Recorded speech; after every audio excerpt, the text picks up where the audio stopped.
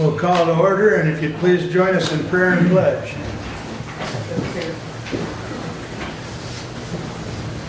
Heavenly Father, we come before you today asking for knowledge and wisdom to carry out the decisions we make here today. We pray you'll be with each decision that we do make and help us to further our county in a positive way. And we just thank you for the opportunity to come together in this wonderful country. And we ask this in Jesus' name. Amen. Amen. Pledge allegiance to the flag of the United States of America and to the republic for which it stands, one nation, under God, indivisible, with liberty and justice for all. Thank you.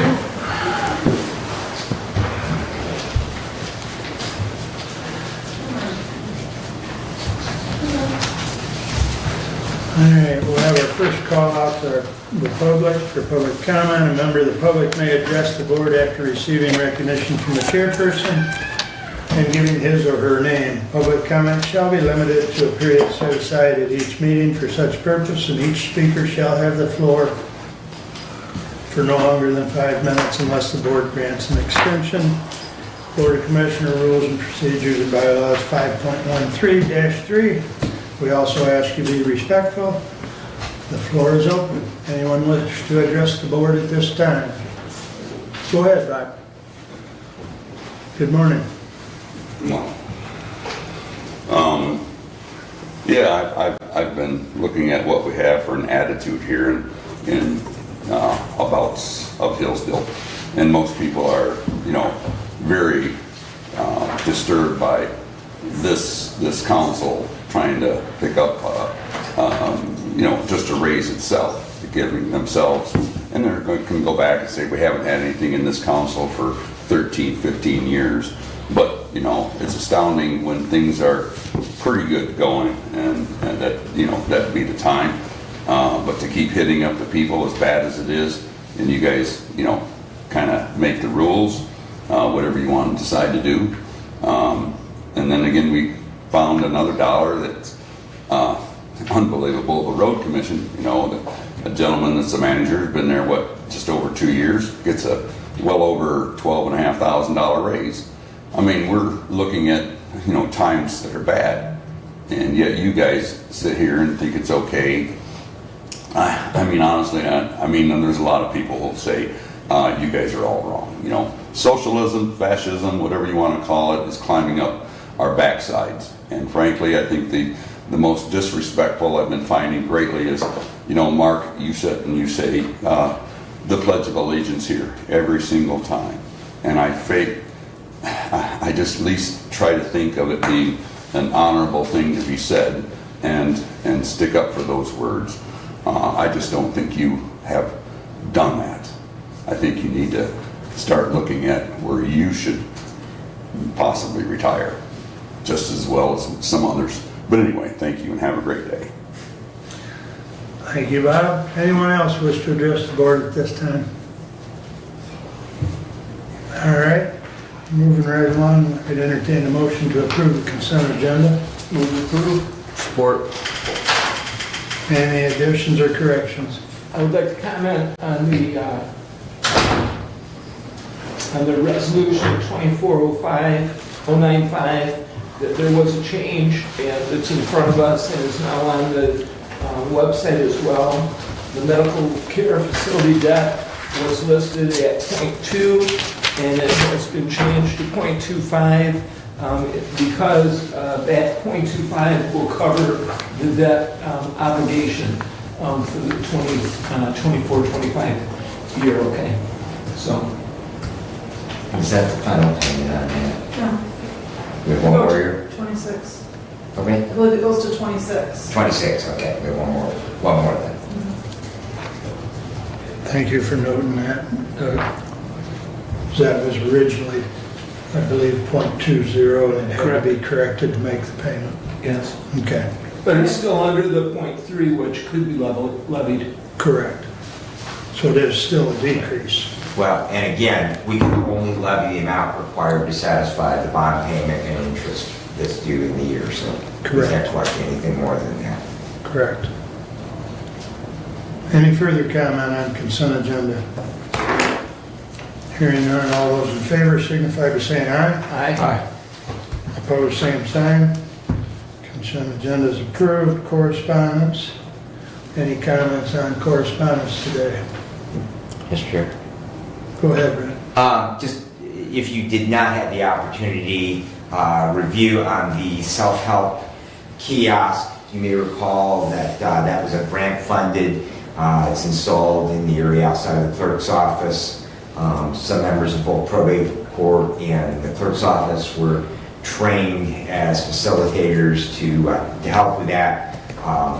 It's interesting to see some of the data there, the people that are using that. I'm glad to see that it is being used, and that is kind of a nice service to have, since we don't have a local office for legal services that you would have to travel out of the county to be able to access. To have that kind of an asset here really is a big help. So.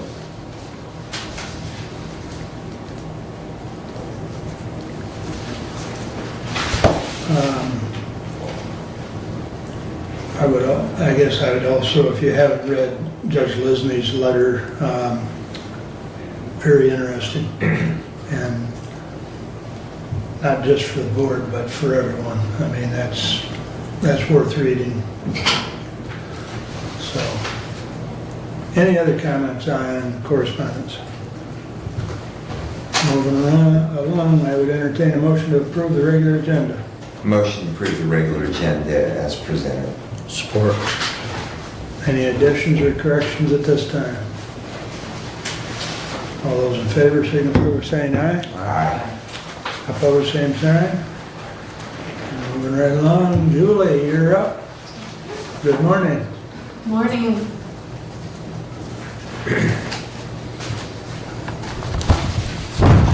Well, thanks for inviting me today. Happy to be here. It seems like I was just here, but with the rescheduling some of the meetings, that's how it worked out. So I'm glad to be here today. So you have the agency report, the Wildlife Services Area Agency on Aging report, and that shows funding for October 1st of 23 through August 31st of 24. And this report shows spent funds, so it's not representative of all the budgeted funds for Hillsdale County or awarded funds. And it includes the semi-annual Older Americans Act funds. So just as a note, contractors are permitted to submit transfer requests, which allows for budget flexibility within the current fiscal year. And so our contractors, which includes Perennial Park, can ask for transfers if they need funds moved. Many times the transfers are between congregate meals and home delivered meals. So it's just based on the needs of the program. And then the contractors submit monthly cash requests and budget reports so that we can pay out the funds that are awarded. Our annual implementation plan, fiscal year 25 will mark the year of the third year of the multi-year plan. The ACLS Bureau extended our current 3-year planning period through 2026 to align with the state plan, which does help and make sense. And then our update to the fiscal year 2025 annual implementation plan will be available on our website soon. It was approved by the Commission on Services to the Aging in August, and we had sent a copy to you all ahead of that. Some other agency updates are our Safe Haven event took place at our new building on June 27th, and we were able to raise $17,000 towards that program. That program is an elder abuse prevention program. It helps folks that are victims of elder abuse. It could be physical, mental, financial abuse, and we help them case manage through solving some of their problems with their input, of course, is person-centered, and many times we offer a safe housing option for them during that time. We can usually offer 4 to 6 weeks of safe housing. Sometimes, they need to get out of a situation, and then we help them find a new home if we can, or resolve whatever the problem is in their existing home. Fiscal year '24, and I'm sure you're all aware of this too, was a difficult year for budgeting. We did not receive our full year funding until June for fiscal year '24, and so we actually had a decrease of about $98,000 when we did get our final funding in June, and most of the year was already over, so that's always fun planning, but we got through it, and we're still in good shape. And then the ACLS Bureau, cited overall decrease in Michigan's population and a new interstate funding formula for the reason for lower awards in the state of Michigan. And while, Michigan's population of older adults is increasing, the overall population is decreasing, so that affects funding for area agencies on aging, but, all other entities as well.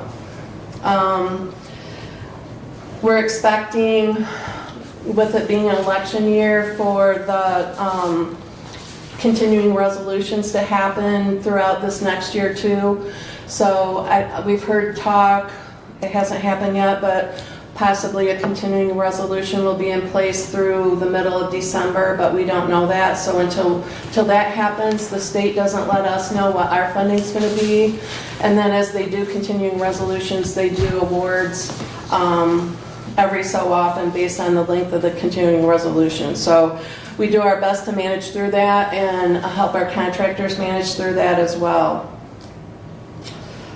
Last week we had our first donor appreciation event and went really well. Some of our donors visited the building, some went on tours, and we have some additional plans for the future. One of our future events, which we've had for several years, is Holidays at Home, and that's where we do a fundraising campaign to provide basic needs gifts for some of our most vulnerable participants, and then the rest goes into an unmet needs fund, which we use throughout the year for different requests that come in from the community.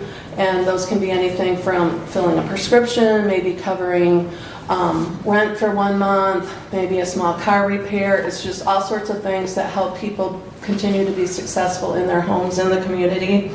So that's a big event that, we'll share information about that with you when it gets closer. We've had some new events happening. We've had 4 fall prevention events scheduled in the next few weeks. One was already held at Hillsdale Senior Center, and it was a partnership with the Senior Center, us, and Omega Physical Therapy. And so people that come to that event learn about how to prevent falls, and there's also someone there that can help with fitting a walker or things like that to help prevent falls. So that's been successful, and we're happy with the partnership to support helping older adults stay safe in their homes.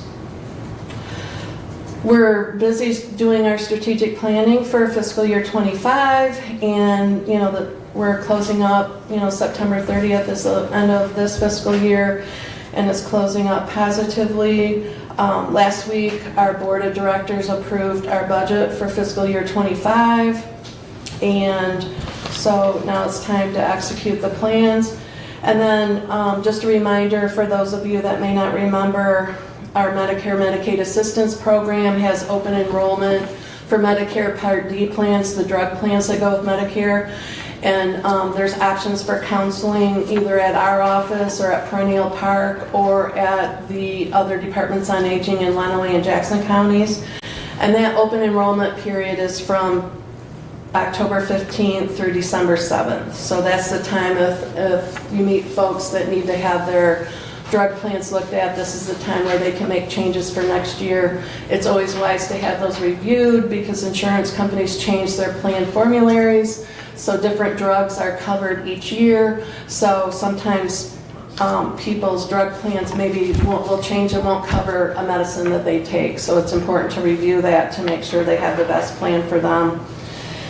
And you have my report there. There was, over 200 folks served through the My Choice Waiver Program and the Tiered Care Program.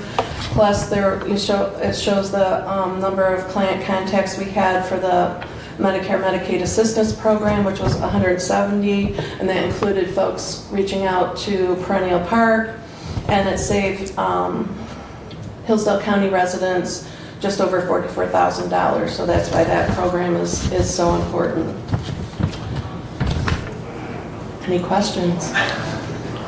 Go ahead. I Steve. do have a question. I don't know if Okay. you'll have the answer or not, Julian. I don't want to put you on the spot, but you have home delivered meals here at $108,648, and I just wondered how that compared to last year. I don't know that right off the bat, but I can let you know how that compared to last year. I can get you the numbers.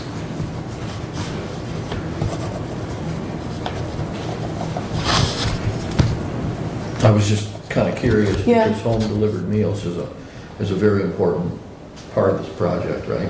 Yeah, it's very important. I was lucky enough I went on a visit and on a home delivered meal route last year with someone from Perennial Park, and it's critical. It's not just a meal, it's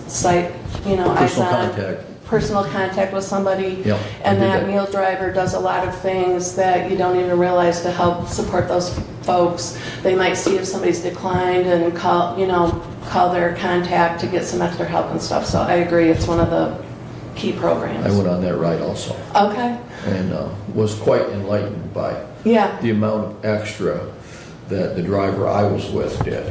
yeah, no, I agree. The driver I went with, knew the people, knew what to expect, had insight into what they normally did. She went above and beyond as far as, capabilities of the person that the meal was being delivered to, as far as taking it right to them or maybe heating it up and things like that. So it's a great program. I know meal drivers have saved the lives of people many times. Any other questions? I got a couple for you, Okay. Julie. Okay. Medicaid, they were going through like a reclassification after COVID.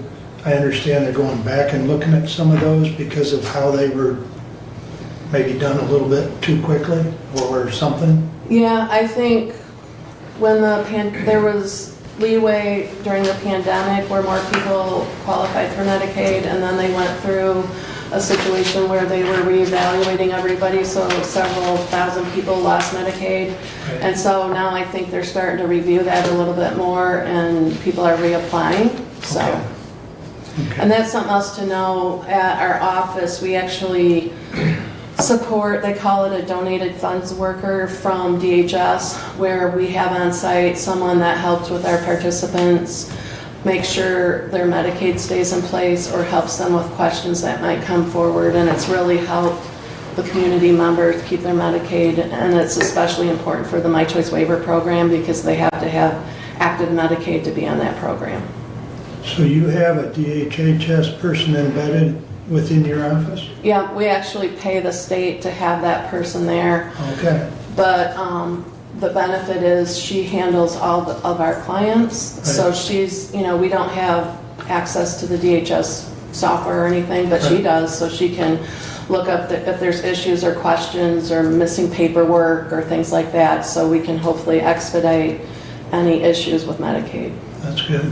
I wasn't aware you had Yeah. a DHH person. I mean, we have to pay for that, but Right, it's right. important because it really benefits the people we serve. Right, right. The other question I had is, DHHS established some years ago, like an elder abuse hotline.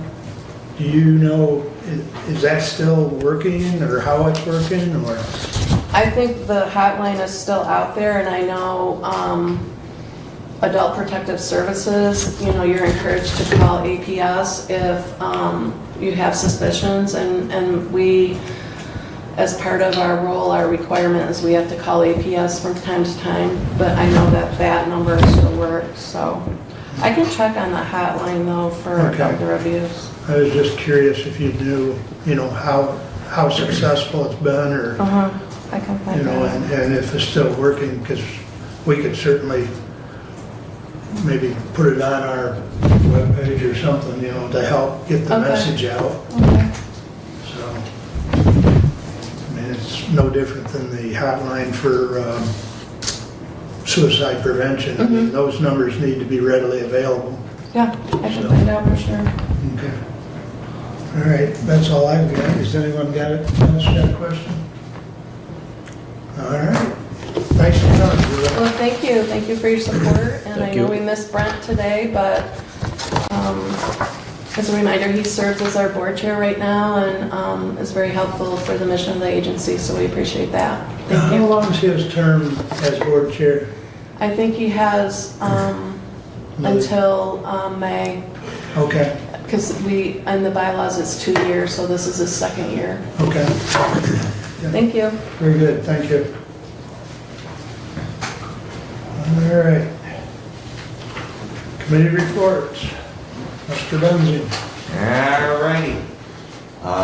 Municipal Personnel Committee met on September 13th to review the reclassification and new position requests. And we did forward our report on to the Budget Committee and the Finance Office. And I believe that we will see the finality of that come back to us on Monday. So the interesting to see is that it's worked through the process. This will be the first time after we have implemented our new wage study and see how that all fits in. The Local Emergency Planning Committee meeting, which was to be last Friday, was canceled, and Director Whitaker was unavailable for that. To that, Emergency Management Director Whitaker announced to me yesterday he will be resigning as Emergency Management Director on December the 31st. He feels he is unable to effectively handle both the position of Emergency Management Director and 911 Director, and he is unable to dedicate the time that I know Commissioner Wiley has wished for a number of years now to have a tabletop exercise. I know we were trying to coordinate that, put that together. It's one of many, many things at LEPC, regular meetings for our Region 1 Emergency Management Directors, the State Emergency Management Directors, plus getting the necessary certifications for that. It's really asking a lot for an individual who already has a full-time position with county government. To that, he is recommending that when we do refill that position, we refill that as a full-time position because of the demands on that.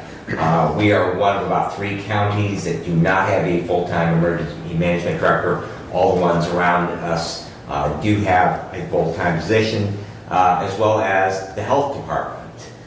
They have their own emergency management director. The college has their own emergency management director. So it's a very, very critical position. There's a lot of requirements, not only from the state, but from the feds, from Homeland Security.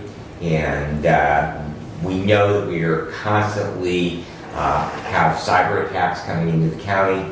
Mr. Holcomb has talked to that. Emergency management works very closely with our IT department to try and keep those bad actors out of our county network. So he will be creating a job description as well as an updated score sheet where that would fall on the classification schedule, and that will come back then to the Board of Commissioners to approve those 2 things, that job description and that classification. Once that is done, I've asked him, told him we don't need it tomorrow, but the sooner would be better than later. So we will be having that back, and then we can move forward with getting that position posted, whether we decide that is a part-time or a full-time position. So, and to that, you may recall back when we were hiring Director Whitaker, when Mr. Sanford left, we actually did look at the possibility of contracting or partnering with another county. We found really nobody who was able to do that or willing to do that. So I think again we are going to probably find, much like we did with our management, that we are going to be on our own with that, and so we will continue to move forward. A few notes from the townships. It's always good when we can deregulate a little bit. From Jefferson Township repealed their communications tower ordinance. So That was kind of an interesting thing. It was one of those ordinances where when cell phone towers first started becoming popular, a company came in and said, we will write your ordinance for you and we will administer your ordinance. And several years later they found out it was actually costing them money to have this company do that for them. So they just decided they were going to get rid of that ordinance altogether. Amboy Township has a number of requests. Their sewer folks are very, very busy with requests for new hookups. And so that's good news. Construction continues down at Lake Diane. Woodbridge Township is exploring the possibility of perhaps staffing their station Monday through Friday through the work week with a medical first responder who would also then be entering in reporting, making sure equipment is maintained properly. Many of our 14 fire departments around the county, those in particular that staff medical first responders, they have trouble with people through the day. I know for myself, there's many cases we'll get toned down something and I'll be 25 or 30 miles away, and it's just an impossibility to be able to run those calls. And so they're looking at the possibility of being able to do that, what the budget implications would be. So we'll be interested to see that moves forward, and as the fire service and public safety continues to expand their roles. We have department heads meeting this Friday, and that is all I have unless there are questions. Questions?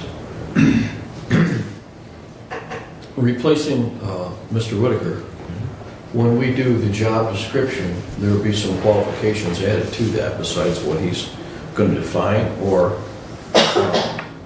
what kind of credentials a person might have to apply for that. So generally, what you would want is a certified emergency manager, or that we could set, and again, we could set, because when Mr. Whitaker was hired, he did not have those credentials. We could set a time period to obtain them, either already have that credential or within so many months of hire to attain that certification as a certified emergency manager.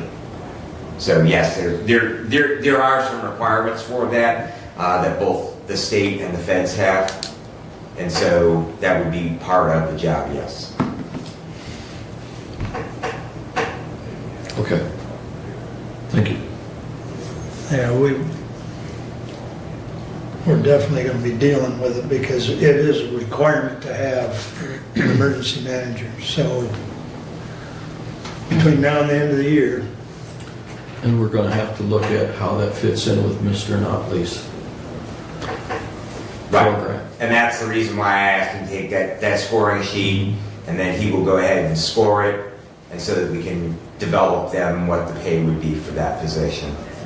And then we'll have to make the decision, both budgetarily and just collectively, as to whether we want to staff it as a full-time or as a part-time. And then that will also come back to, we can, if we decide to do it as a part-time, if we can find someone who is, perhaps has another assignment in the world of public safety, emergency management, something like that might be looking for, or a retired individual that might be looking for some part-time work. So we'll have to look at training for an individual that's not exactly what we need. We'll have to look at training for their hiring with Notley's program also, right?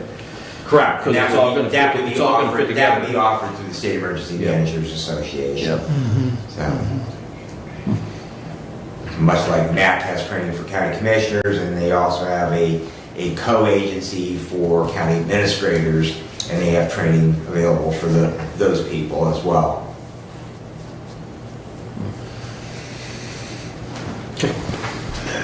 There'll be more to come. More to come.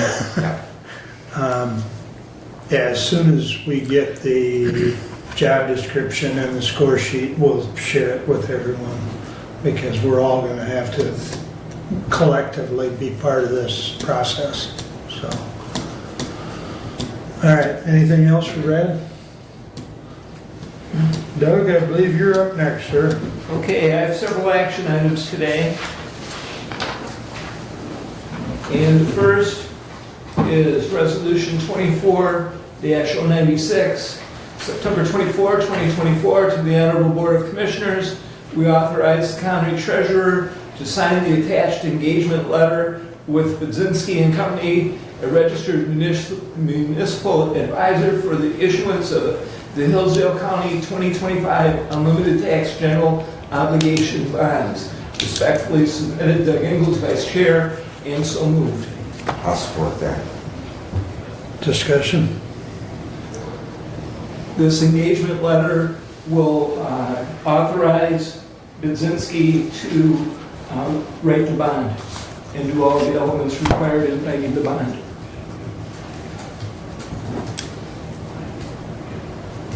And then their fees in the letter, $39,850. Now, is that for all the work that you're doing for us? Stephanie?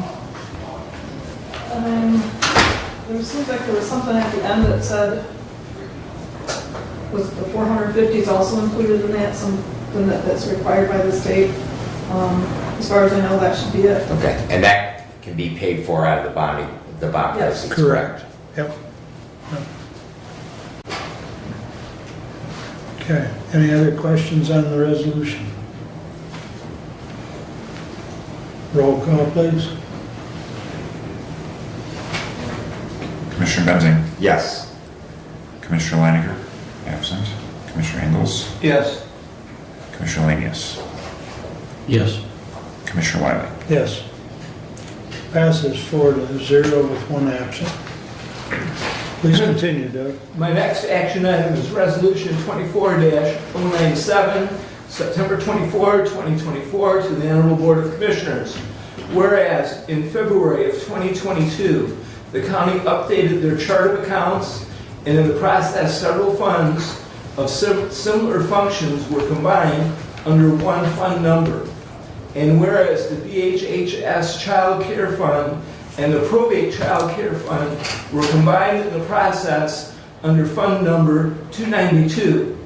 And whereas the 292 fund combined did not end fiscal year 2023 in a deficit, and whereas for the purposes of the county's audited financial statements, these funds are still shown as separate funds. Whereas the state of Michigan has identified Hillsdale County's 2023 audit as showing the BHHS Child Care Fund in a deficit of $433 and requires the county to submit a corrective action plan to eliminate the deficit. And now therefore be it resolved that the county authorizes a transfer of $433 from the County Probate Child Care Fund, account number 292-294-00-995.00, to the county DHHS Child Care Fund, account number 292-663.00-699.000. And be it further resolved that the Hillsdale County Finance Director shall provide to the County Board of Commissioners a projected year-end fund balance of all county funds prior to the end of each year in order to prevent a deficit fund balance in the future. Respectfully submitted, Doug Ingles, Vice Chair, Budget Committee, and so moved. Support. Moved and supported. Stephanie, please. That first account number means another 0 on the end. There's supposed to be 3 numbers there. Okay. You are correct. That was my question. Did I read it wrong, or is it true? No, Yeah, I just printed wrong. Abe will just send, what's her name? Caitlin. Caitlin. We'll get that taken care of and get it signed. Typo.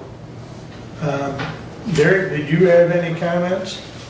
Only if you have questions. So my comment is, this is just a mistake. The two funds got combined, and it was an oversight. The remedy is to pay the $433 and to have the action of the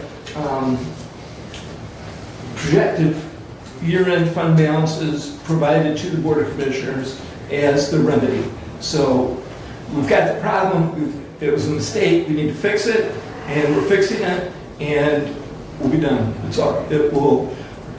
an unfortunate oversight that has never happened before. So. I guess I've got a question, Derek, if you want to come up. What was the What was the purpose for combining them? I mean, was there a reason? So we combined a lot of funds that have similar actions to try to cut down on the number of funds. Right. So we historically have dotted off funds. We might have 292.01, .02, .03. The biggest one that we've done is the delinquent tax fund. We used to have about 20 delinquent tax funds, 516.01, .02, .03. The old 10203 represented the year of the delinquent taxes. Under the new chart of accounts, they're all combined under 516.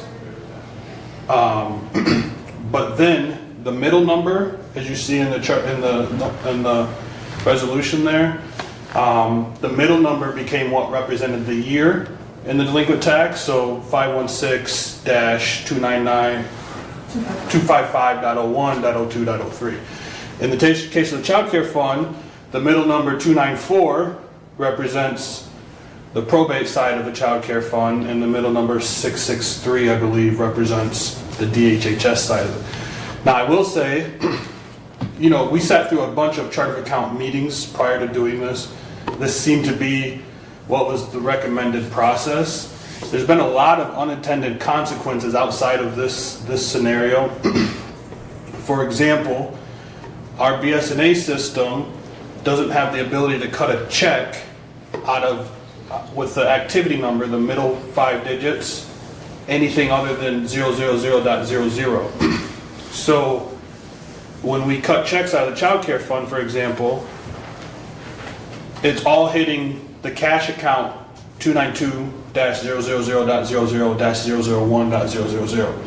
If I would have known that was the case, I never would have set it up this way. And so what happens in the 292 fund is all of the balance sheet accounts have 000.00. We then have to go in and do journal entries to assign those balance sheet accounts to the proper activity number, whether it's DHS or probate.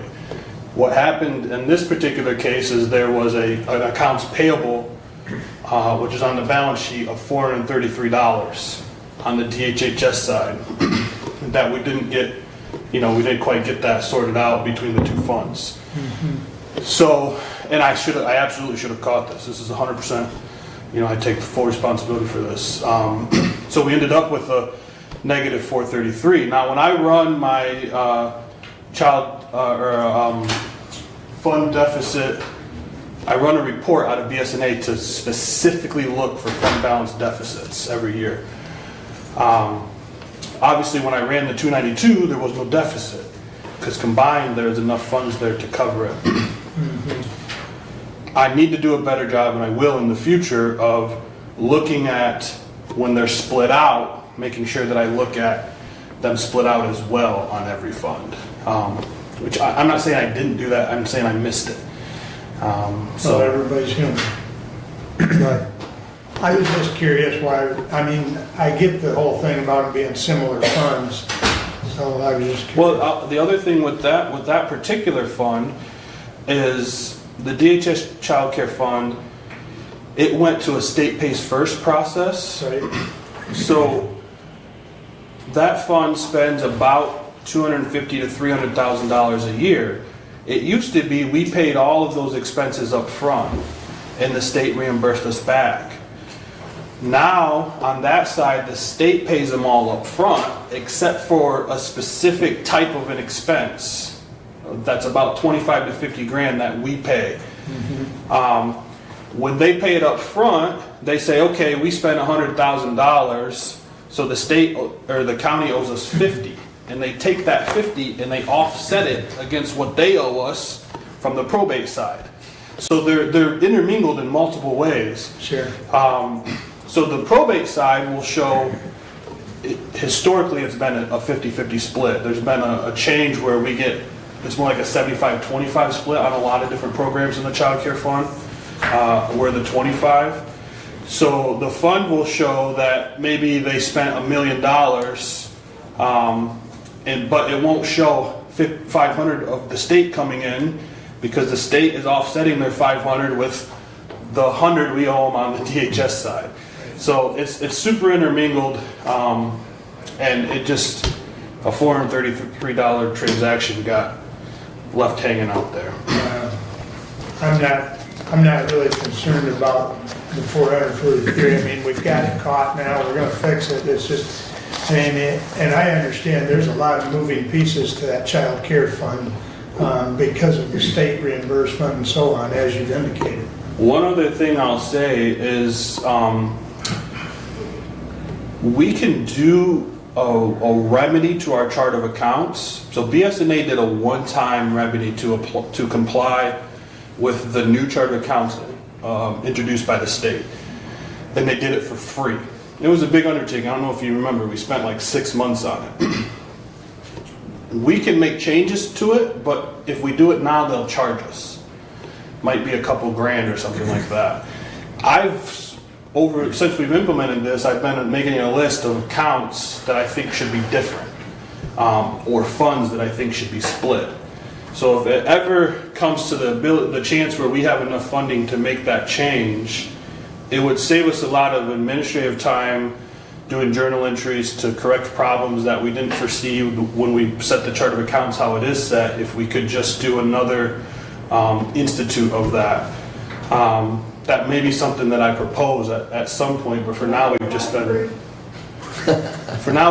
dealing with it and living with it, and It makes a difference on our cash receiving on different funds. It doesn't put it in that fund, it puts it in the cash only of that whole 301 especially, I think is one of them. that's the debt service fund. So the debt service is another we combine. All of our debt services fall under the 301, and they are distinguished by the middle 5 numbers. And very similar problems that we're having there. So you indicated you've got a list of some accounts that would benefit to a change. And you said that you think it's 2,000 or 3,000.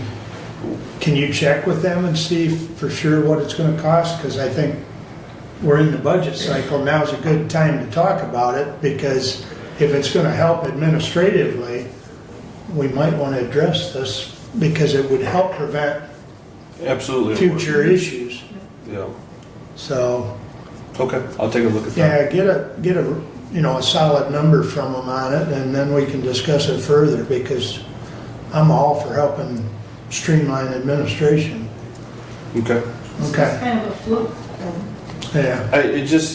I wish we would have been able to foresee what that chart of accounts would do to our day-to-day process. Right. We just didn't fully grasp that. Well, new software, new learning, so, okay. Any other questions or comments while we've got Derek? Any other questions or comments in general before we vote? Okay, thanks, Derek. Roll call, please. Commissioner Leininger is absent. Commissioner Ingalls. Yes. Commissioner Lanius. Yes. Commissioner Wiley. Yes, Commissioner Benson. Yes. 4-0 with one absent. It passes. Please continue, I have Doug. another action item. We have a special meeting coming up. There are several items that need to be addressed, that I would like to add to that special meeting. The special meeting is defined, and so we need to add these items as agenda items so that we can talk about them at our special meeting. I have a motion. I move to amend the purpose of the special meeting scheduled for September 30, 2024, to include as closed session with counsel as allowed in MCL 15.268, subsection 1, section 1, subsection E, for settlement strategy regarding pending litigation. Add a closed session as well as allowed under MCL 15.168, subsection 1, subsection D, to consider the purchase of real property, and to have action on the Personnel Committee recommendations on the requested levels and step changes from numerous departments, and to have action on the request from the Drain Commissioner to transfer funds from the general fund. Support. I move. Support. I support that. And so I'm clear on your motion, but just for the public, the two items that will be in closed session are the settlement strategy regarding pending litigation. Then we'll have to come out of that, then we will have to go back into closed session, again, for the purpose of the considered purchase of real property. We will come out of that, and then the discussion regarding the action of the Personnel Committee recommendations on the requested levels and step changes from numerous departments, and the action on the request from the Drain Commissioner. Those items will be done in open session. Correct. Yes. Like I say, that is, I just wanted to clarify that for the public, that those two items we're not doing all of those things in closed session. Right. We have very, very specific things that we will be doing, and we will actually do that in two blocks because we can only consider the items that we make that motion for. Right. And I guess one more clarity, the posting, as far as meeting with bond counsel and such, this is in addition to that, and the posting will be updated. Okay. So, Yes. So these are 4 additional items to the initial reason for the special meeting. correct.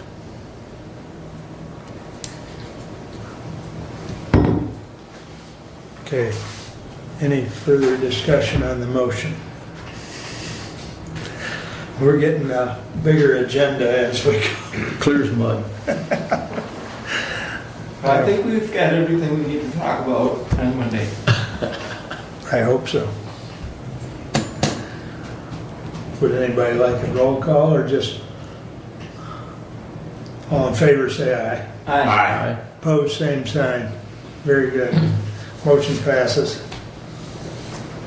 And Abe will take care of updating the posting. I will, and I would like to just give honorable mention to Commissioner Ingles for giving me that lengthy motion in electronic format, so I didn't have to try and get that. Thank you very much. And I would not claim all credit. Commissioner Leininger had his fingerprints on it as well. His fingerprints are everywhere. It was a joint effort, because I actually sent him something That's true. and then he added to it, so yeah, we got the ball rolling. All right, very good. Please continue, Doug. My next item potentially is an action item. I'd like to talk about the front of the court building foundation problem. I've made several trips to the front of the court building to look at what is essentially water seepage downstairs in the file room.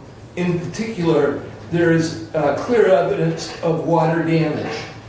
And, yes, sir. If I may, did you send those pictures to everyone? Okay. Okay, very good. Yes. Thank you. Sorry. Yes. Please continue. And so, as a result of what is clearly water damage, we need to protect our investment in the building. We need to figure out what to do in order to see how serious it is and what course of action we need to take. I went initially to look at it a week ago by myself. We ended up with Commissioner Wiley and Randy Finley, our facilities director, who looked at it again. I went over yesterday after the rain we had, to see if there was any water on the wall. No additional water on the wall. There clearly is something going on with that wall. As you saw in the picture, the paint does not adhere. There's certain crumbling in some of the joints, and it's spreading. There's been a few suggestions on what to do. One suggestion was to put some dirt in the front and re-landscape it, and so the water flows away from the building. It certainly is something that can be done. However, if we do that, it does not address whatever damage is already there. The only way to really see what damage has been done is to dig a hole. You know, you've got to dig it out. It's very fragile. It's possible in the course of digging that hole that the wall can collapse if you bump those cement blocks. So it's going to require some skill on digging that hole. Initially, we thought we could dig all across the front, fix the wall, put some drain tiles in perhaps, re-dirt it and landscape it and be done. But we really don't know what the problem is. It's cost prohibitive, potentially. Could be very expensive. In the meantime, what we can do is dig a pilot hole. A pilot hole will find out what the damage is. It'll give a potential on determining what needs to be done to fix the water damage, and it gives you a chance to get some dirt out of there, look at that wall, and see what you've got. I propose that we do a pilot hole. In order to do that, Facilities Department is asking for up to $10,000 to dig a hole. Arnold Construction has been contacted to perform the service for us. We've also talked to DuBois with no response. We've talked to Parrish with, I believe, no response yet.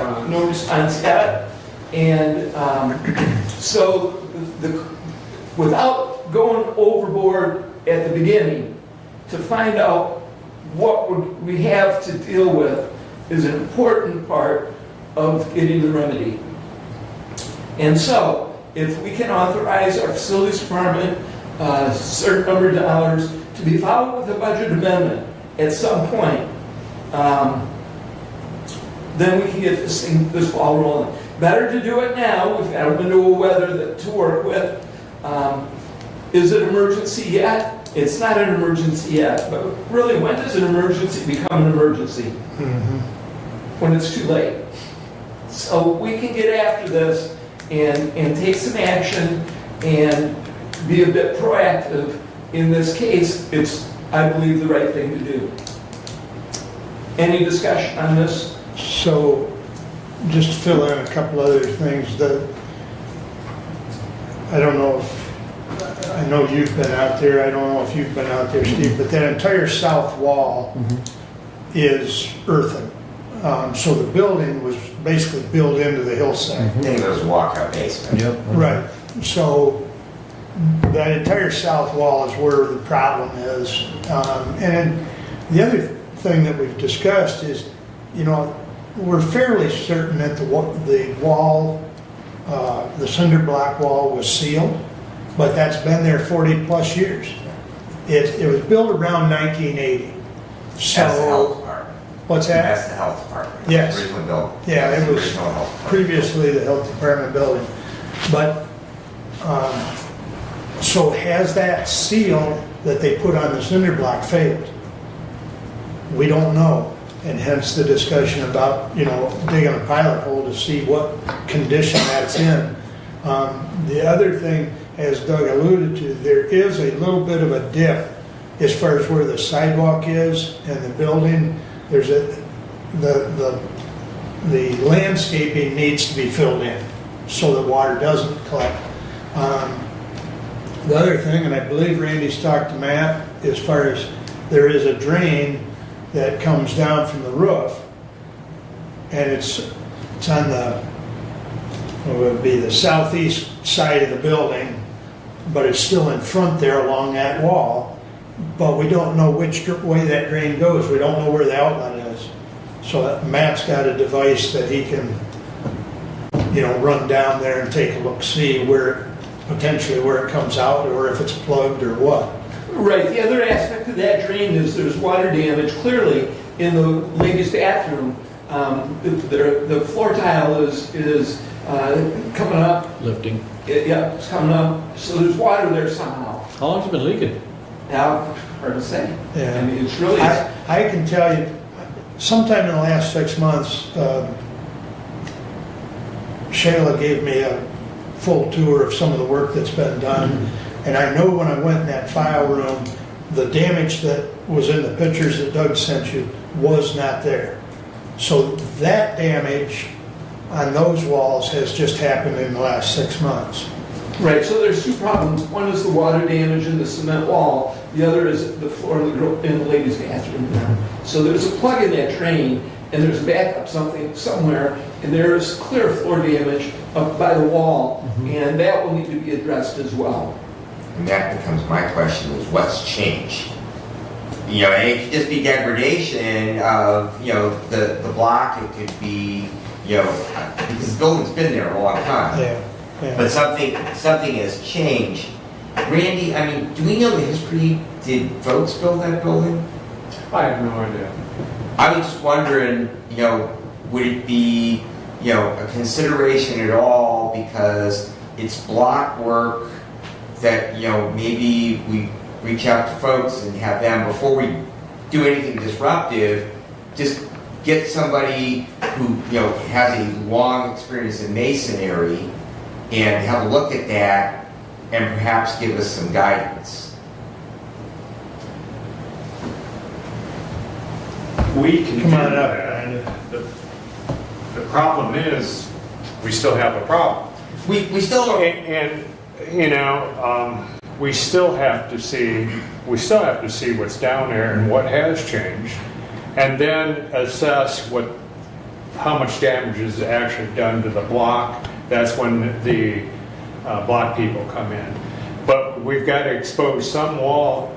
You can't really tell anything from the inside looking at it other than what you already see. The only other thing that we can see is on the outside where we got penetration and why we had the penetration, and then get the block people in. What's it going to take to fix this situation? And that would be my recommendation. I do have another contractor out there right now looking at it, so hopefully we'll have another opinion on it real soon. I mean, what I don't want to do, you know, is I don't want to patch this. You know, I want to fix it. Right. And so, you know, I mean, if we're going to dig a hole, you know, whatever we're going to do, you know, I want it to be a fix because, you know, that building fits into our long-term strategy. So we don't want to be struggling with this, you know, every couple of years. Right, so the intent is to fix it, number one. So the purpose of the pilot hole is because dollars-wise, we can afford a pilot hole as opposed to digging the whole thing out and really trying to, as you say, fix the whole thing right now. It was, the first estimate that I saw was $32,000. Okay, we can do a pilot hole to see what we've got so we know what to ask for. If we have a job to do that's over $23,000, we need to go to sealed bid. We don't know that yet. And so that's the point of the pilot hole. And those other contractors, absolutely, whether it's Folk or if we can get Du Bois out again to look at it, once we know what we're talking about, then we'll know how to address it. The other thing is, by doing a pilot hole, we're not endangering the entire wall. Right now, we don't know what we're getting into. We start removing it. You can collapse all the wall pretty I get easy. that.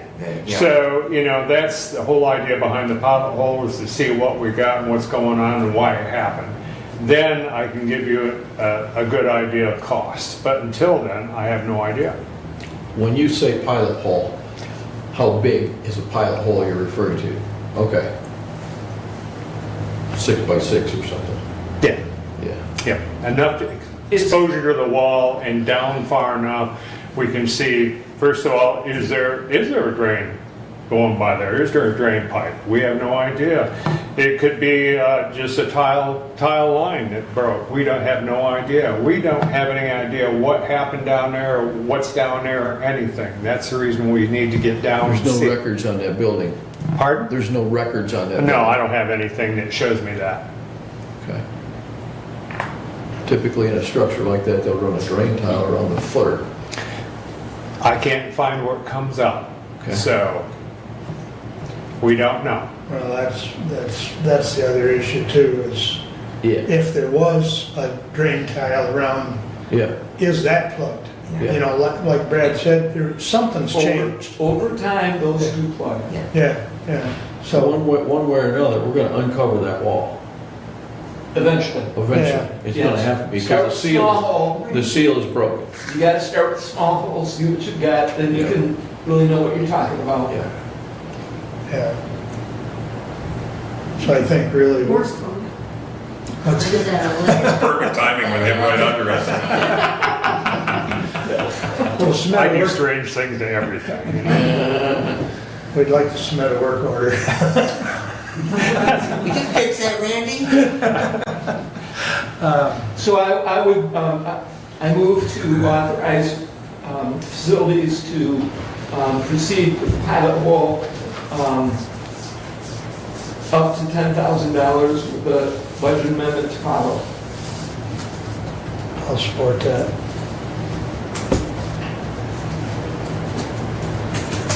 Gotta do it. We gotta do it. Yeah, I mean, we can't just let the building I don't want to lose a building. correct. And when we do find the problem, we'll fix the whole wall and then we should be good for X number of years. Have the eaves been addressed correctly over the past few years? Has there what The been? eaves troughs? The east, it's a center drain in the building. It's a flat roof. Flat roof. Yeah, so Well, there's gotta be a. But see, that's where still that- eave. that drain comes down and we don't know if that drain tile is plugged, number one. Yeah. Number two, we don't know if that drain goes east or west, or maybe goes both directions and is plugged. So, So Matt has a scope, he's gonna throw that scope down there Yeah. and see what that drain looks like, because that one you can get to. yeah, Who supported? I did.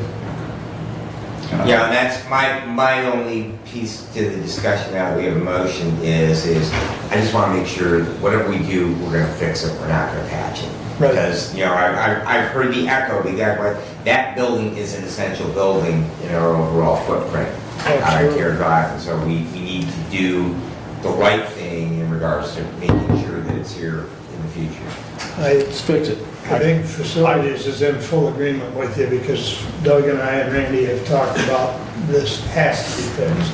So, I think the safest approach for the building is to do the pilot hole, look, see what we've got, as opposed to trying to uncover it all and getting into something we don't know what we got into. So we don't know what we don't know, so that's what we're trying to do is find out. It's on the side of caution, but I'd rather go that direction than get into something that not good. I guess one other thing I'll comment is we, probably when it's all done, we will re-landscape that so that there is no dip there. But there's also probably 4 courses of brick on that face there that'll need to be repointed because those are deteriorating as well. So, but final And comment. I'm seeing an opportunity for, an MSU Master Gardener to do a rain garden for that house. There you go. Any other comments on the motion? All in favor, signify by saying aye. Aye. Opposed, same sign. Passes. Thank Please you, continue, Doug.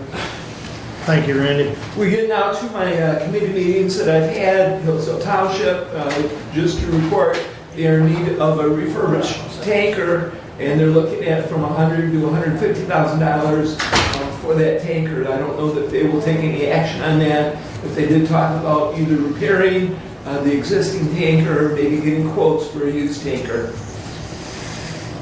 Bailey Hodshire had their audit presentation at Hillsdale Township, and they received a clean, unmodified opinion, which is the best opinion you can receive in your audit.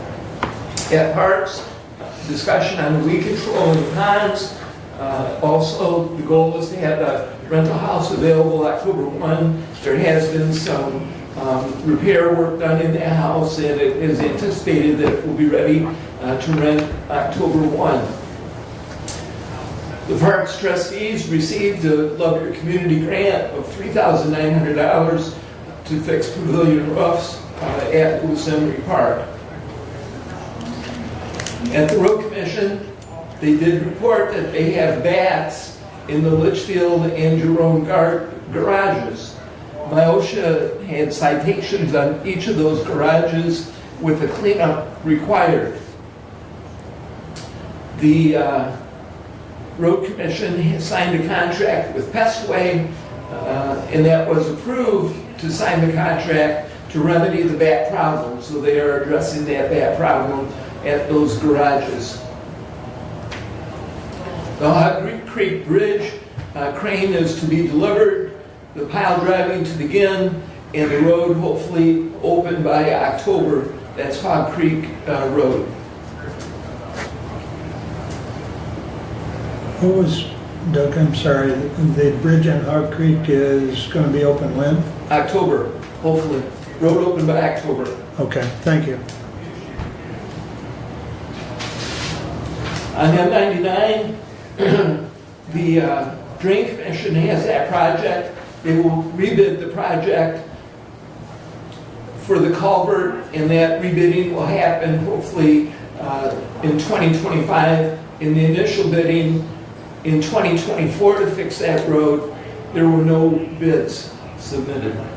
And so they will try and rebid that so that they can get that project moving.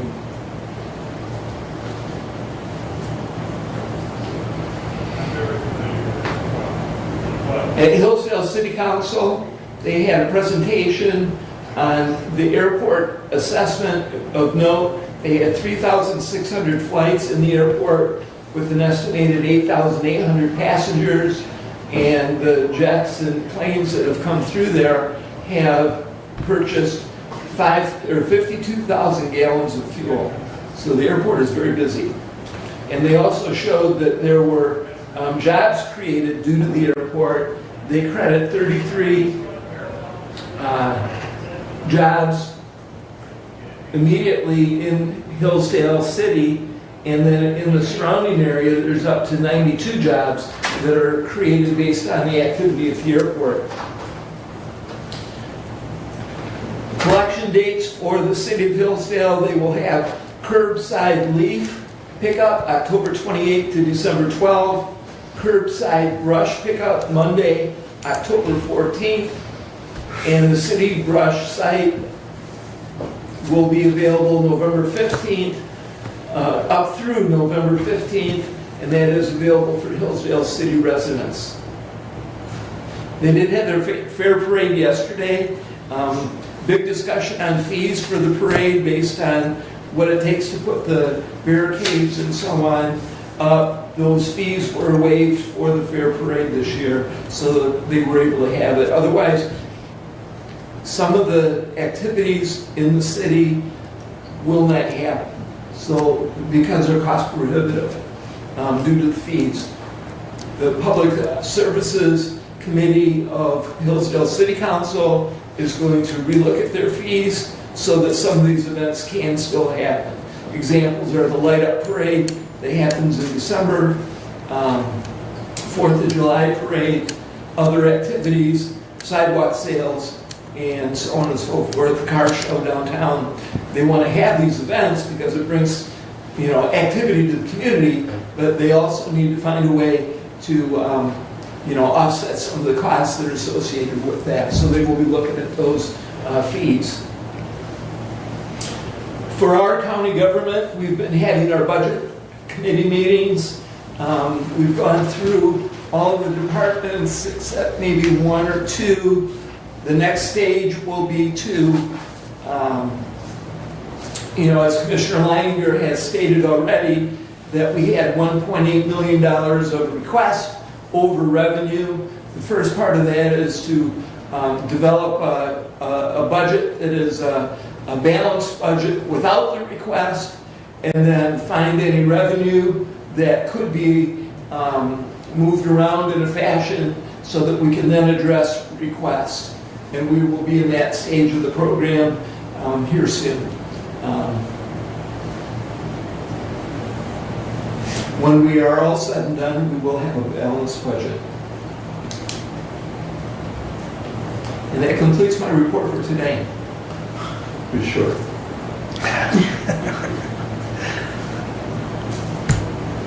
The rental house, Yes, sir. has it been posted as far as, My understanding is they have a list and that they're going through their list. And of potential renters? yes, Okay, okay, yep. They seem to be very optimistic that October 1 they will have a rental. okay, thank you, Brad.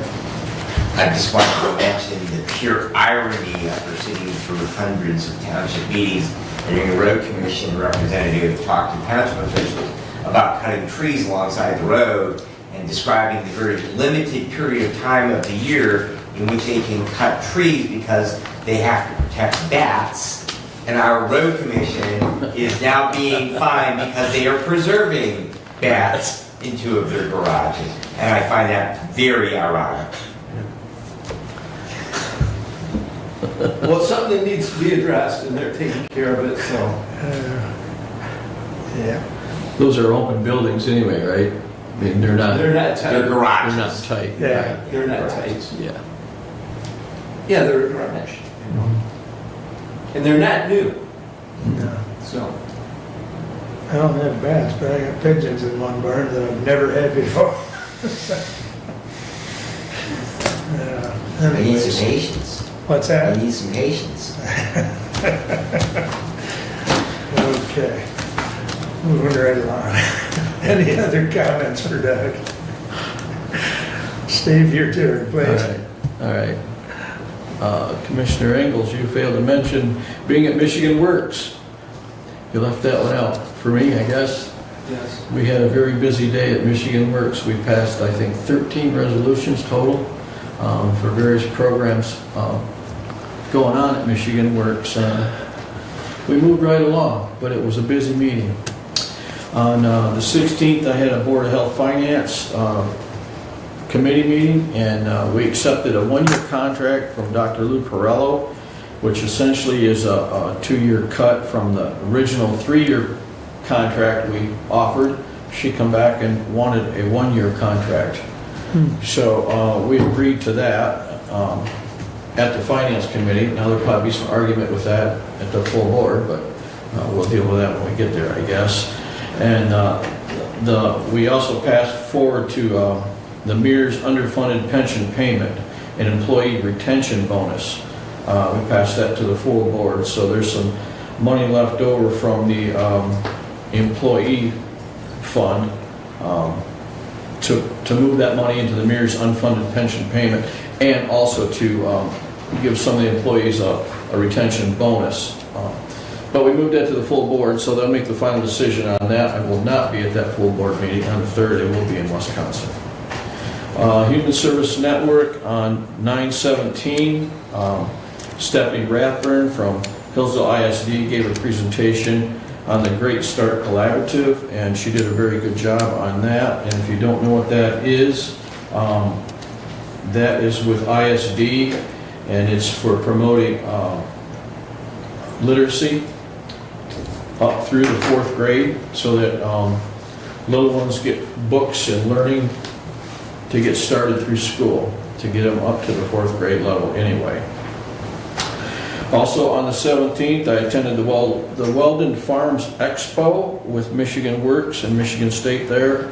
They had a tremendous meet. There were over 200, I counted about 250 students there that were involved in that. And 264. Pardon me? 264. So I was pretty close. Are you counting just students? No, there was some, we counted the adults in there too, so 250 students, yeah, that's. Okay, yeah. okay, I know, Yeah. but they had a really terrific Awesome. out turnout for that. And kudos to Weldon Farms, they had an excellent deal going on there, so that was good. On 9/18, I did a 911 meeting for Commissioner Benzing. It was probably the shortest meeting I've ever attended. I think it went 20 minutes. That's pretty typical for them. Okay, so there wasn't a lot on it. We did look at a few things, and I can tell you what they were. Public safety radio was talked about. The Tyler CAD system was discussed a little bit. Fair Week and the financial reports were discussed in that meeting, and that took about 20 minutes for that meeting. So then 9/18, I had the Planning Commission. We moved to the full board 2 PA 116s in Ransom Township, and we also voted to send a down payment to Region 2 for $6,000 for assistance on the master plan update. On 9/26, I will have a CAA, or Community Action Agency, right here in Hillsdale. And that will complete my report for today.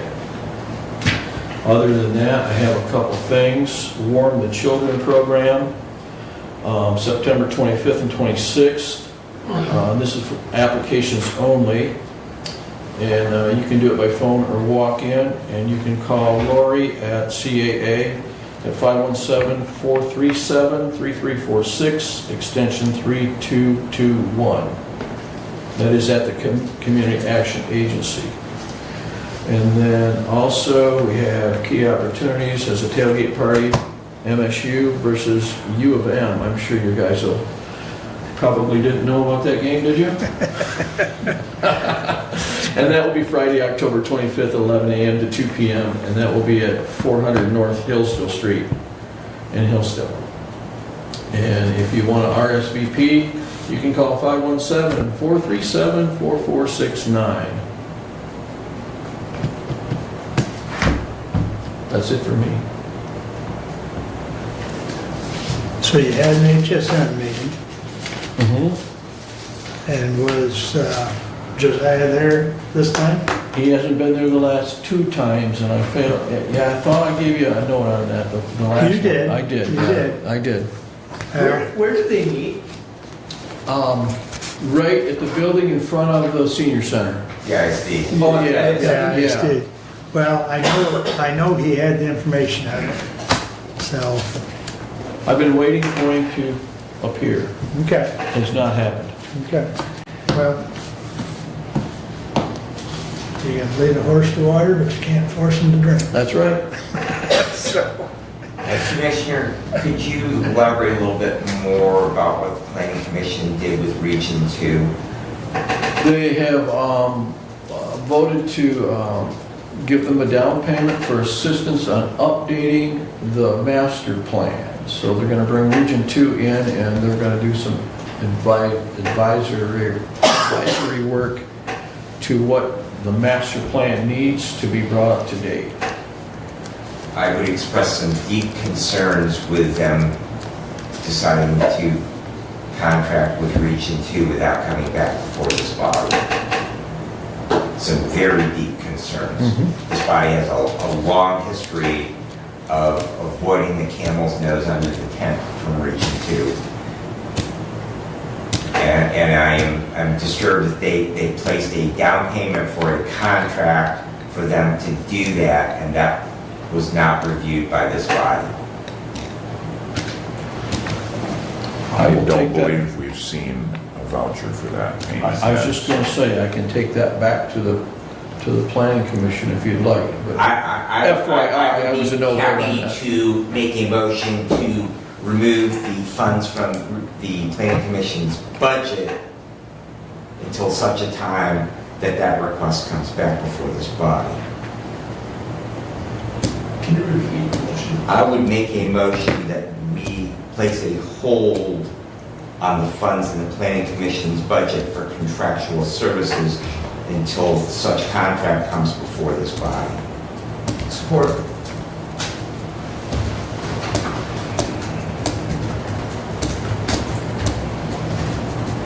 Any discussion? I was a no vote on that. Say again? I was a no vote on that. We appreciate that, Commissioner. I was outvoted. May I repeat the motion? Just to make sure here. Motion to place and hold on funds in planning commission budget for contractual services until such time as contract comes before this body. Is that right? And I don't believe we've seen a voucher for that yet, so. That was just last Wednesday.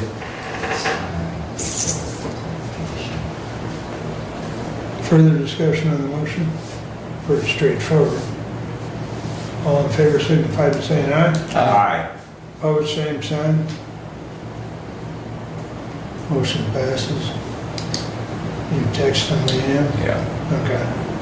We'll find out in a moment if a voucher has surfaced, but the motion passed to put a hold on that until it comes to this body for expenditure of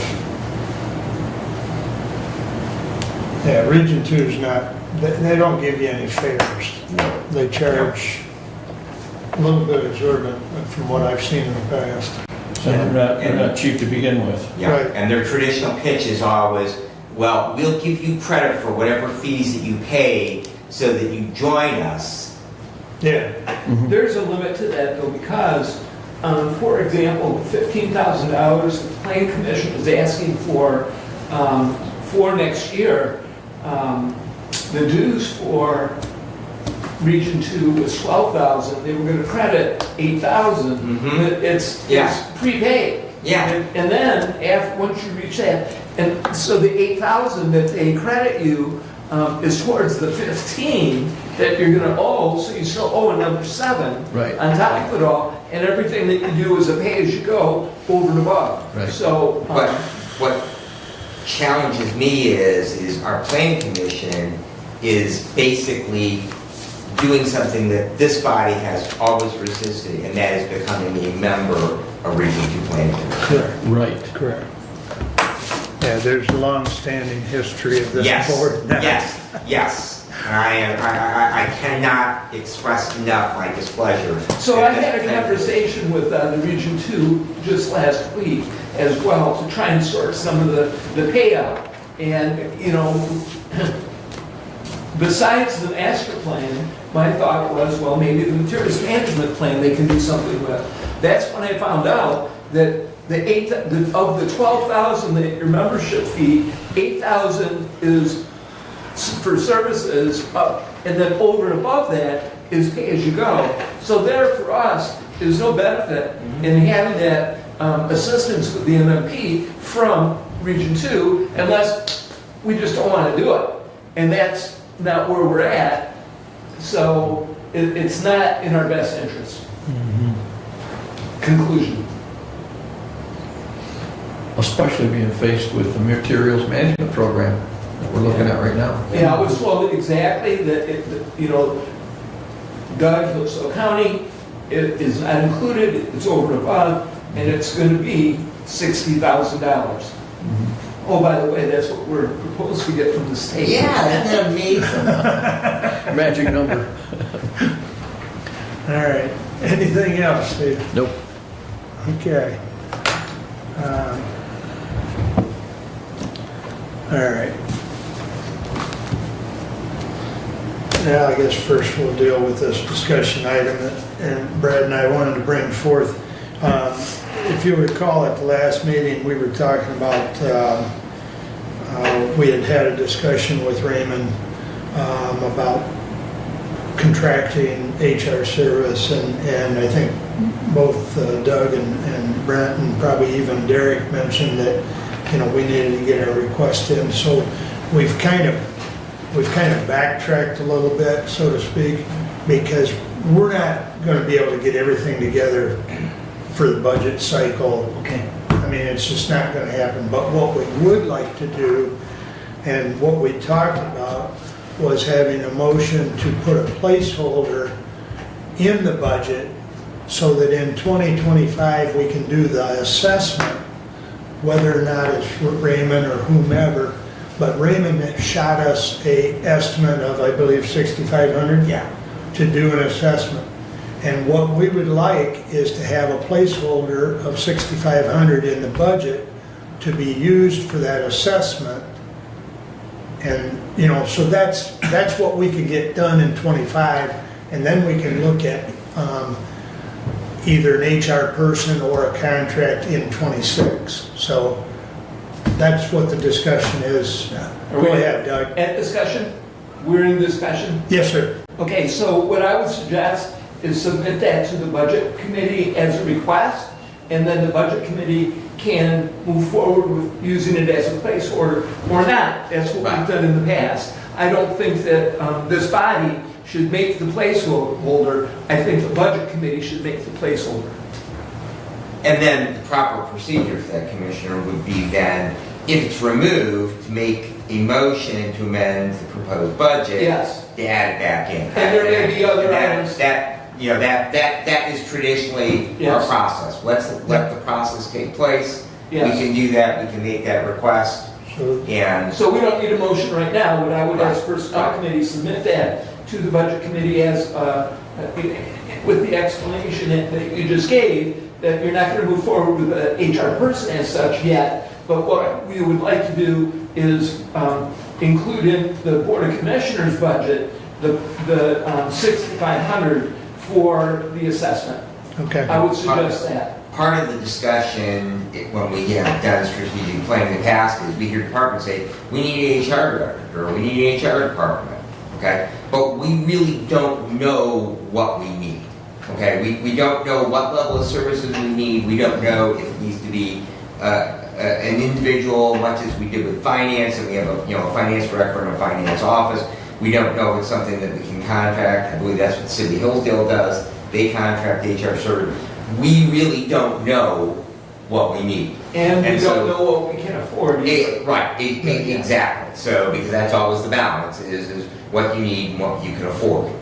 So that is why, so I think that Commissioner Wiley and I are in agreement with following the process. Yep. We'll Yep, and I appreciate that. request. Yep. Yeah. We'll make sure we Yeah. submit that. But that's, we wanted to bring it back up because time-wise, we're just not going to get it done. And, here we are, we probably should have started 6 months ago, but shoulda, woulda, coulda, But at least we've got a plan that we'd like to follow through and get the assessment done so that we know. Brad said when we were talking to Raymond, we don't know what we don't know. I mean, It's true. and so the assessment would tell us what we really need for services because we're doing everything right now. But how do we, create a better system, really? So, but it's important with the number of employees that we have a better HR system. I mean, you and I have talked about that many times. So, but on the flip side, what can we afford? Mm-hmm. And once we have an assessment done, much like digging our pilot hole, Yeah. We Or have- doing NCSC. yeah, Saying, we need the needs-based study Right. is to find out what we need. Exactly. The assessment is part of the program. yep, okay. Brad and I will get that submitted. Thank you. Thank you. All right. Now, I got a whole list of items I'm going to share with you today. I'll try and make it quick. After our last meeting, there was an article in the Hillsdale Daily News concerning the Lifeways nude project. Several inaccuracies in that. So with that said, that was turned over to staff management. Mary Beth will be issuing a press release at the appropriate time. After the Lifeways board meeting in October, probably will be somewhere thereafter a press release because there are a couple action items for the full board concerning that project in October, or at October's board meeting, okay?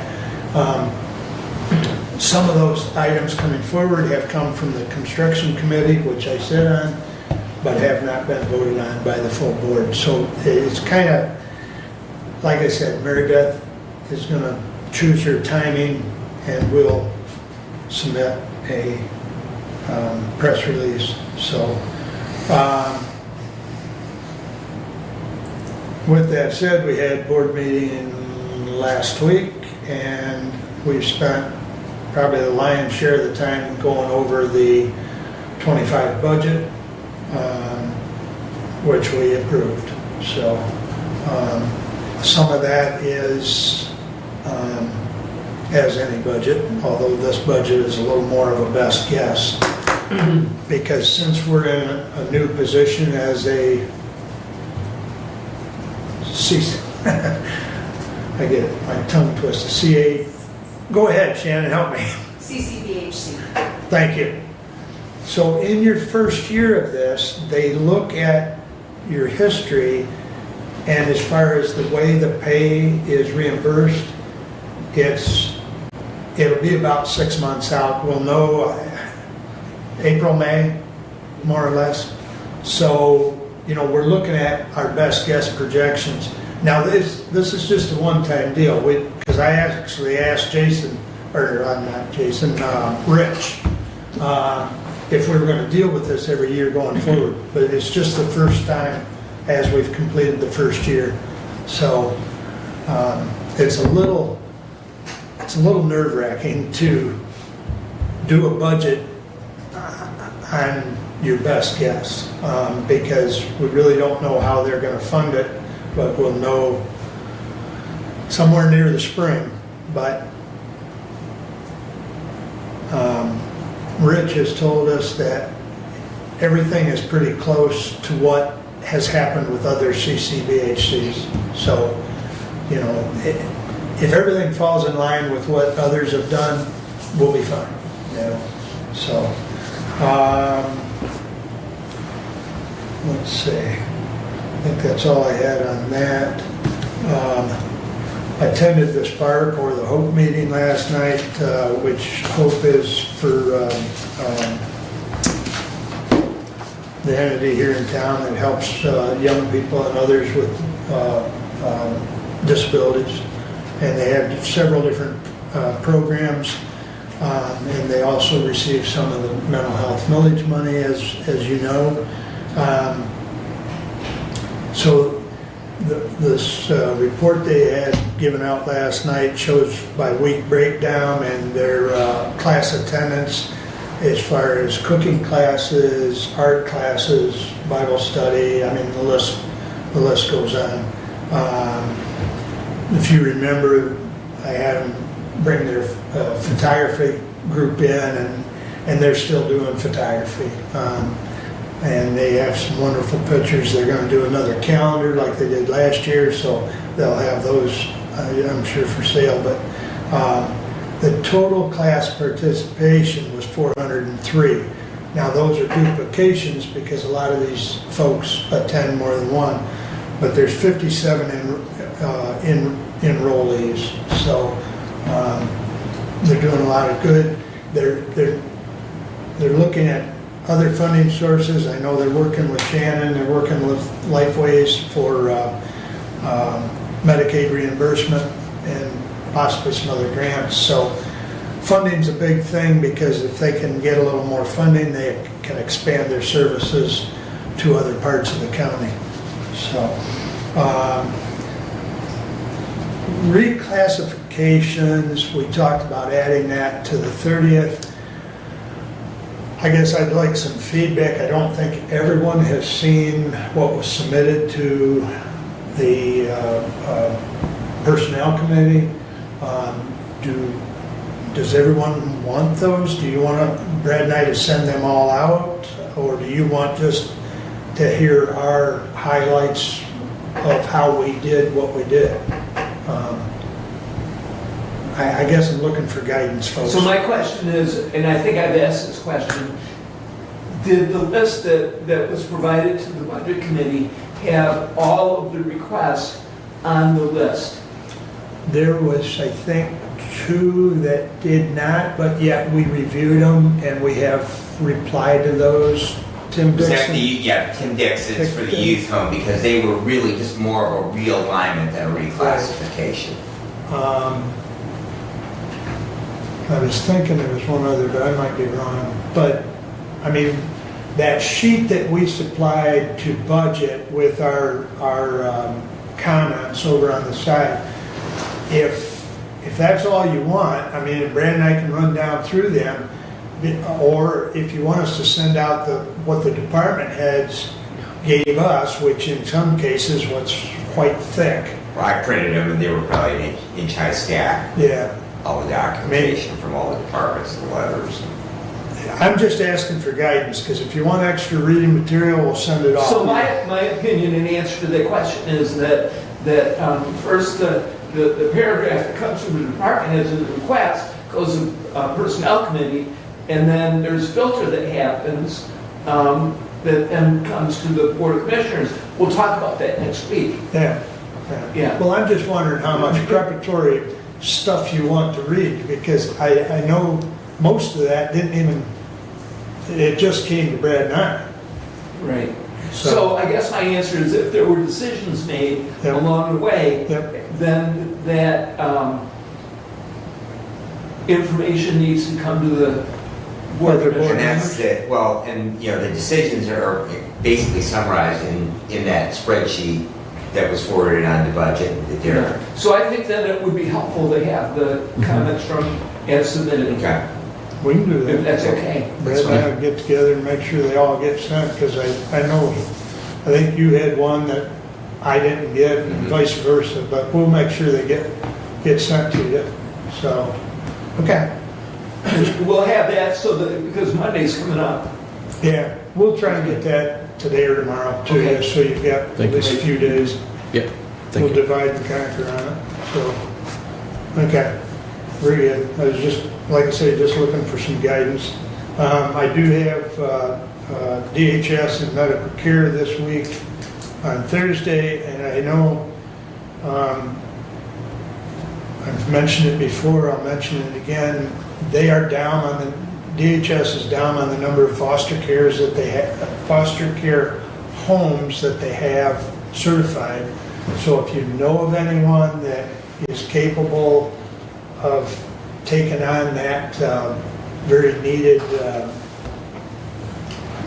job, so to speak, as being a foster home, foster parents,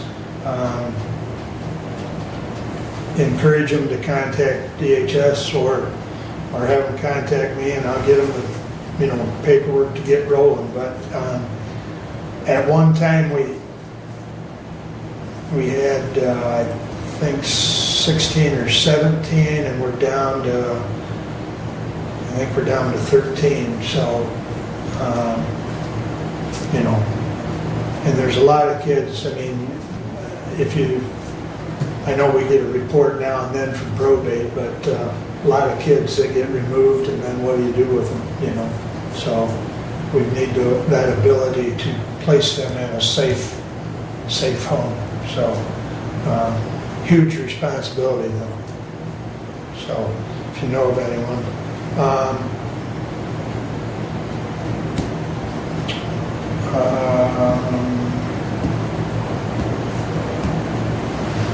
I'm not sure how to comment, I'll just get, the last thing I jotted down is I don't normally reply to Bob's comments, but I will today because I'm totally put out with, I think everyone here knows that I served in the United States Army. I took an oath to this country. And for him to make comments about me and not taking the words of the Pledge of Allegiance to heart hurts deeply. And I'm offended, and it's just absolutely wrong for him to make a comment like that. And I guess that's my response without getting too aggravated. But I did serve this country, and I'm very proud of my service. So, but that's all I have unless someone has a question of the chair. Go ahead, Doug. I have a comment. We've received a letter from DHHS requesting to start the process for a new lease. Their lease comes up in '27, and I will be outreaching those folks and get that process started. Yes, and thank you. Doug and I talked about that the other day, and Randy Finley, so the facilities committee will work on that. There are some things that we are going to make sure are a little different. And one of which I've already discussed with Doug, the last lease had basically an automatic 5-year renewal, which it was all in the state's favor. We had no ability to say no. So we're going to get with legal to make sure we've got some teeth in there that gives us a little more, room to say yes or no. So I'm going to outreach to indicate that we are interested in beginning the process. And Right. that's the extent of where we're at the moment. Correct. Yeah, I'm still looking for my notes from years. I'll find them. That was brought to my attention at the Human Services Network, if we had any discussion on that thus far, and we haven't. Well, I think the thing that is good from my perspective anyways, is that they've reached out. Yep. They do want to stay here. They'd like to stay in that building. And their overall services within the county is very much needed. So, you know, I think that's a positive, you know, that they've reached out and they want to stay. So, but, all right, anything else? All right, that brings us back up to public comment. Anyone wish to, please? First. Your name, sir? I'm Rick Emery, I'm on the Hillsdale Township Board. Recently, we had the road commission, thanks you guys for coming all the time. They had some bad tar, and so they were gonna come back and redo it, because they acknowledged they had bad tar. They were gonna retar and pea-stone Bunn Road, and I get a wall hanger, they're just going to spray, fog spray the road. That's it. The commissioner lied right to our faces at the township meeting. Do you know how our trust is gonna be ruined pretty much? Are we gonna have to get our legal department to make a new contract so that they adhere to it, or what? But that's not right. It looks like black ice where the stones have all come out. Mm-hmm. And you're gonna make it worse by throwing all this fog seal on there. You're just gonna make it, when winter comes, it's gonna be slick. And they know this. I know he's told us right there in the meeting, you heard it. Yeah, no? I'm Talk from an Amboy Township. But I mean, I'm just saying that, you know, talk to them about sitting in the meeting and telling them one thing. Yeah, I'm gonna alter our rule with permission from, we're gonna engage with this if that's okay. Go ahead, Doug. So, trustee, thank you for coming today. And as you well know, the Board of Commissioners does not have oversight on the road commission. However, I do attend the road commission meetings, and I would encourage you at their next meeting, which I believe is Thursday, to attend and express, you know, what you're telling us right now. Is I've there any called way? and I've stopped in, I never got a response ever. So that's why being there matters, if you can. Well, I was physically in there, Okay. and of course, there was no one in there to hear me out. And so I left a very lengthy message with the secretary. She wrote everything out. I'll get it back to the guys. I would come to the meeting and tell your story on Thursday. Well, it'd be a little late if they fog seal that. I don't know if they can go back over it or, Yeah. but they told us right to our face in there, yes, we know we got a problem, we're gonna fix it. So that's all I got. Yeah. Appreciate it, Rick. I won't stop either. All Be right, like a little dog. good luck. All right, anyone else wish to address the board at this time? Stephanie, please. So I just wanted to update you on my tax foreclosure sale. Everybody paid except for one parcel. That's going up for auction on the 26th. So my 600,000 came down to 592,000. So kind of disappointed in that. That person is no longer eligible to participate in any of the auctions. That's my update. All right, thank you. Anyone else? Mr. Bob? Thank you, sir. In my first comment, it's not necessarily to just set you, Mark, as being not patriotic, but it's astonishing to see how you've used your position that many of us have seen before when, again, political standing is not the right way to have, many people arrested because whatever your goals are. We just are here to oppose, and that makes it a much better public and freedom for us.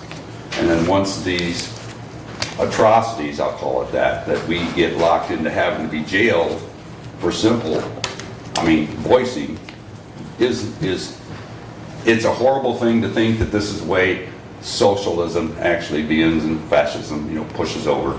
So that was really my end goal. But now again, you say in the very early stages that be respectful. And many of us, at many times, I've been, say, accosted, if you will, in the light of being here or outside and, having to see myself being arrested for something that was not even there. And it's crucial, though, Mark, that we can come here and speak our minds and speak it freely. And I didn't mean to make gesture that you are a bad person. I've had really a great welcoming many times over in conversations with you. And because of whatever conditions that happened to me and how I ended up and the theft that took place at my property, and there's no justification for those people to be, taken on. It's hard, very damn hard to live in this county and you'll still stand here and say, hey, I'm going to get by. How hard do a lot of these people do? I just want to say that much. I do want to say just one more, and I don't want to take up any of your time, more of it. I'm trying to talk about the people that possibly will be losing their homes.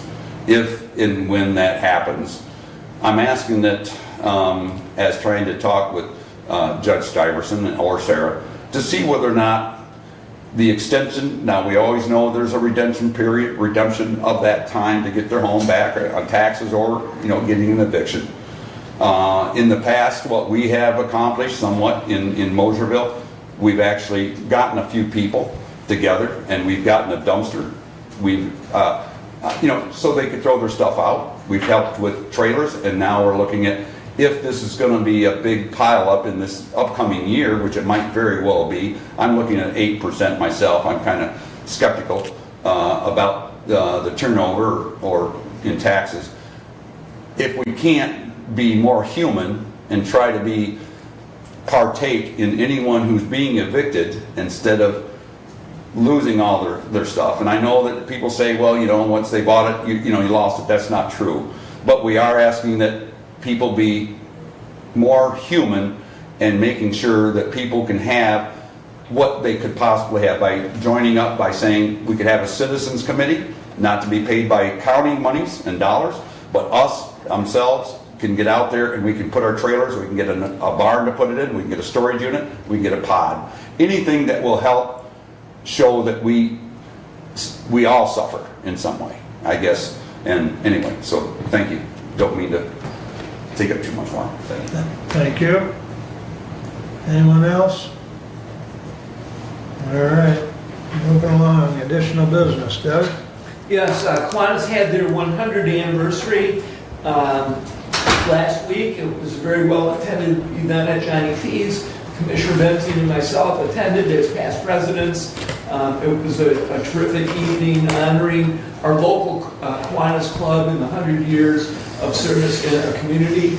I would encourage as well attending the fair this year and do mark and support the Kiwanis at their fair and new and improved parking lot on South Street. So enjoy the fair and support Kiwanis in the same breath. Right. I'm good. Steve? Well, I don't know if anybody attended the Ken Stillwell Ford car show or not, but there were over 400 vehicles at that facility. And if it keeps growing like it is, he's going to have to incorporate the Chevrolet dealer also. But walking through that car show just shows the amount of talent that's out in the local area, I guess, Jackson County. We had a lot of attendees from the Detroit area, downriver and that. And some of the quality of craftsmanship on some of the vehicles was just amazing.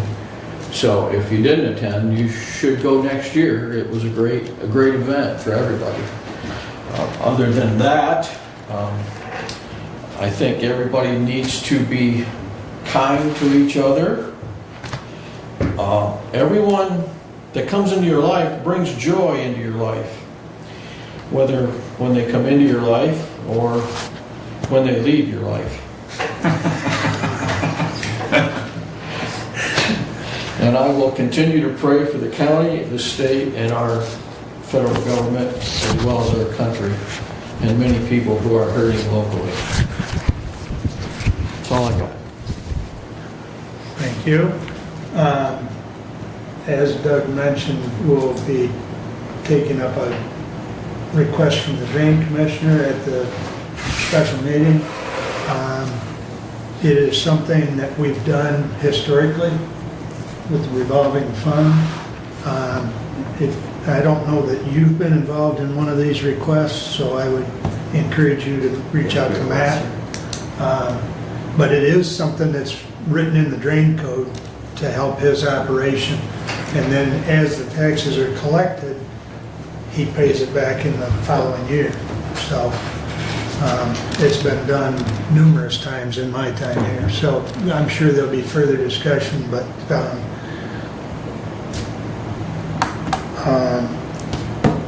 aside from that, got some copies here of the Lifeway's audit, or actually their financial statements and the report of compliance and the audit. So I'll leave these set in the office for your viewing pleasure. It was a good, I mean, the audit was good, you know, we got a good rating on it, however you want to say that. So that's all I have, so we stand adjourned. See y'all on the 30th.